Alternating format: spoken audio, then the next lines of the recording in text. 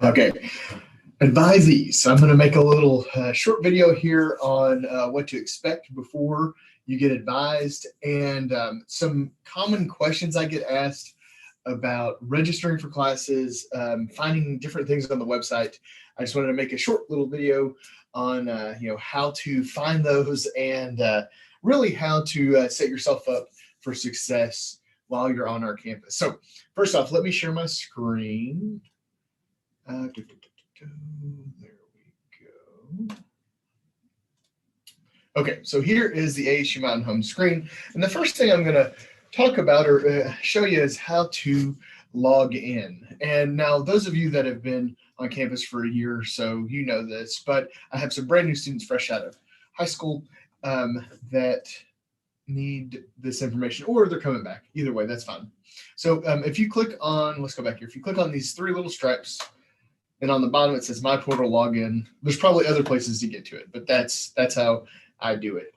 You got your username and password. Now mine's saved in there because of how often I do this.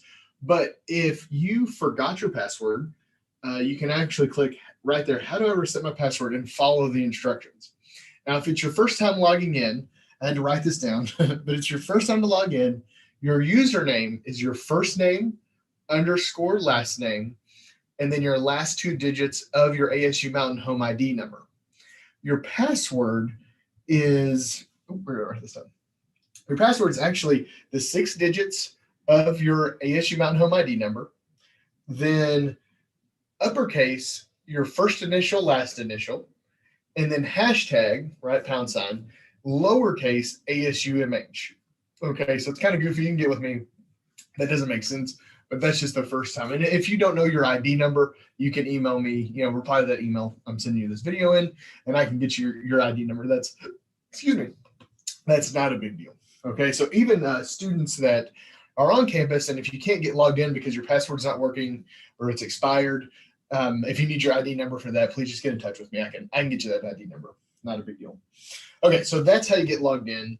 And when you get logged in, now yours is going to look a little different because I've got the faculty buttons, but you will have your Gmail. So this is going to be your school email, your Blackboard, the Rave system, and the portal. Now, you also have Office 365. I'm not sure what other buttons you have, but Gmail and Blackboard are going to be the ones you use the most on campus.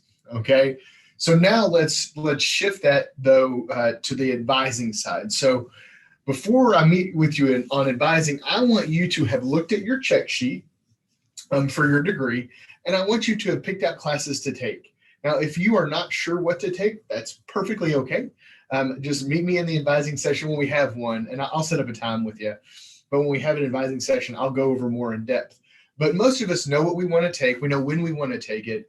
So I want you to look at that and really kind of take ownership of creating your schedule. And I'm going to show you the steps to do that. So first off, let's talk about how to actually get to find your check sheet. Okay, if you're not sure what your check sheet is, you go to the website, and under current students, you're going to see degree programs. Now, all of my advisees are in the arts and science program, but if you wanted to look at degree check sheets from other programs, there's business and tech and health science right there as well. But I'm going to click on arts and sciences because that's where you guys are at right now.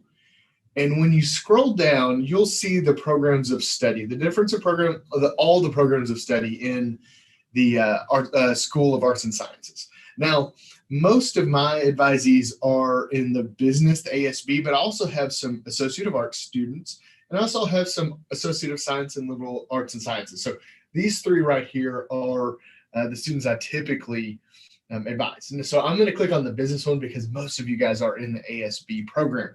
If not, just click on Associate of Arts or this ASLAS. I'm going to click on business. When I do this, it gives you kind of a rundown of business, who to contact. That's the dean of the school, Ms. Whitfield. And when you keep scrolling down, you'll see degree check sheet. Okay, and when you click on this, boom, you have every class that you need to take while you are here. So like you need to take Comp 1, you get 3 hours, and we just check that off. And then you need to take all these other classes, right? It's going to be a total of 60 hours or 62 hours actually for the ASB. Okay, but there's your check sheet for the next 2 years, 1 year, however long it takes you to get done with this degree.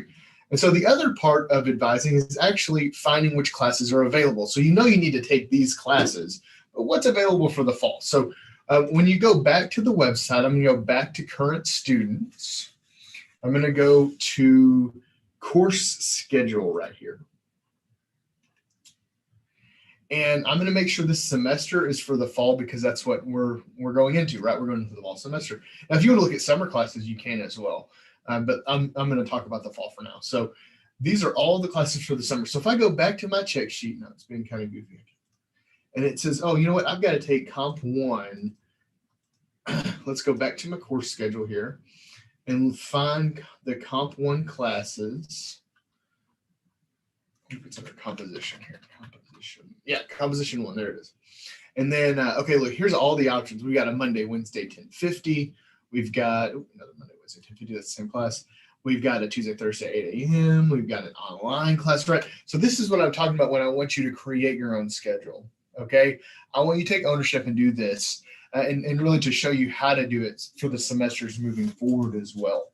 So I'm going to say, okay, you know what? I want all online classes. I want to tell Mr. Shirley I want the online Comp 1 with Mr. Thomas right here, Michael Thomas. Now there's two. There's Miss Thomas, Kelly Thomas, and Mr. Thomas, Michael Thomas. So I want Mr. Thomas right here for the online, traditional online. Now notice on the side here, we've got the different modalities. This is a traditional online class. The class does not meet at all. It doesn't have an assigned time, as you can see. It does not have an assigned time. If it had an assigned time, it would be right here. So it doesn't meet, and that's what I need because I work 8 to 5, have kids, whatever the issue is, and I don't want to see the class. Now, if you're like me, you want to see the class, you need to be handheld through a composition class. So I would choose probably this 8 a.m. class because I wake up in the morning anyway, and I want all my classes done by noon. So you could also choose the 8 a.m. So then I'm going to go back, and then I'm going to say, okay, well, what else? Well, you know, I need to take oral communication. So let's do Control F, communication. Oh, here we go. Oral communication. There's a lot of options here. Yeah. Oh, look. Oh, man, I've got tons of options for oral communication this semester. Okay. So same thing. I'm going to go through. Now, notice on oral communications, we've got this hybrid on campus. It's a different kind of modality. And what that means, it's only going to meet for this one. Yeah, it's only going to meet one day a week. So Tuesdays, usually classes, if they're a 3-hour class, which you can tell the hours by looking at the course ID right here, the very last number tells you the number of hours. Okay. So it's a 3-hour class. Well, typically a 3-hour class meets 2 times a week for an hour and 15 minutes. Well, if it's a hybrid, you meet 1 time a week for an hour and 15 minutes, and the other time is really online material. Okay. So that's why it's called a hybrid on campus. So you only meet 1 time a week.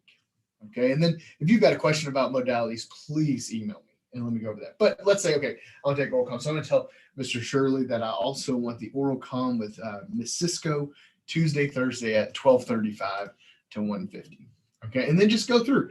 And that's the best way to go about taking ownership of creating your schedule. And you don't have me create it, because trust me, if I create it, I might not make it the way you want it. Okay, so I might not ask you all the questions that need to be asked. I'm human, and this really, I promise this is better for you. So there's no, now I'll check it. Don't think that I'm just going to put this into your schedule and then you're free. No. I go through and check it to make sure it's on the course check sheet, make sure we're on the right path, make sure we're not going to have any goofy glitches where, if something's like accounting is typically, in the fall is accounting 1, in the spring is accounting 2. So we got to make sure that works. I should say we have to make sure that works each semester or each year. But things like that, I will be checking on the back end. But I want you, again, I know I've said this 4 times now, but to take ownership of creating your own schedule. So I think that's it. I'm trying to think if there's any other questions that might pop up or that I typically get. I think that's all. If you have any questions, please email me. Look for another email for a sign up for advising times. I just haven't created that yet. I'll use a little Google form that lets you sign up for times. If you don't see that, please get in contact with me. And I don't mind. After this is next week is the last week of classes. So after that, I will have a lot more free time during the week to meet with students to be advised. So I don't mind setting that up one-on-one at all as soon as we can. It'll probably be on the phone or by Zoom, just because I won't be in my office that much once classes end. But if you just have to meet me in my office, that is fine too. We'll just set up a time and I can come into town and do that. So again, if you have any questions, email me. I look forward to a great semester. If you want to take summer classes too, let me know that. That way we can get done with our degree quicker. If you've got financial aid questions, that's a very common question I get as well, or concern.